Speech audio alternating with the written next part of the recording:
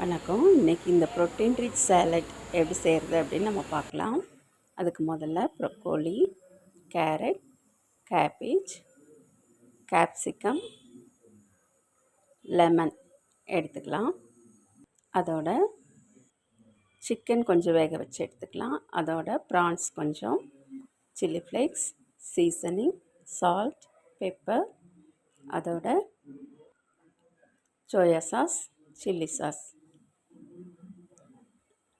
இப்போ முதல்ல நம்ம லைட்டாக ஒரு 2-3 ட்ராப் ஆயில் போட்டு அதில் 1 ஸ்பூன் இஞ்சி பூண்டு பேஸ்ட் போட்டு லேசாக வதக்கி விட்டுட்டு அதோடு நான் கட் பண்ணி வச்சுருக்கிற கேபேஜ், கேரட், கேப்சிகம் 3ஐயும் போட்டு நல்லா நம்ம லைட்டாக அப்படியே பிரட்டி விட்டுக்கலாம். நம்ம போட்டுக்கிற அந்த இஞ்சி பூண்டு பேஸ்ட்டோடு சேர்த்து அது பரண்டு வரணும்.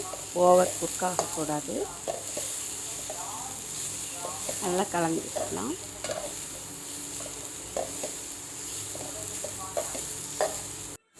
கலந்து விட்டுட்டு எடுத்து வச்சுருக்க சால்ட் லைட்டாக போட்டுக்கலாம். பெப்பரும் போட்டுட்டு அதை நல்லா மிக்ஸ் பண்ணி விட்டுடலாம்.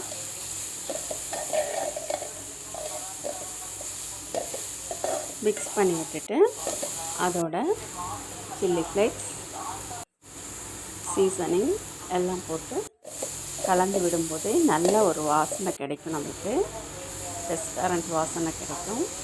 அதோடு பார்த்திங்கன்னா நம்ம எடுத்து வச்சுருக்கிற ப்ரொக்கோலி நம்ம லைட்டாக வேக வச்சு எடுத்துக்கணும். லைட்டாக வெந்ததும் எடுத்து நம்ம அதை இதோடு சேர்த்துக்க போகிறோம்.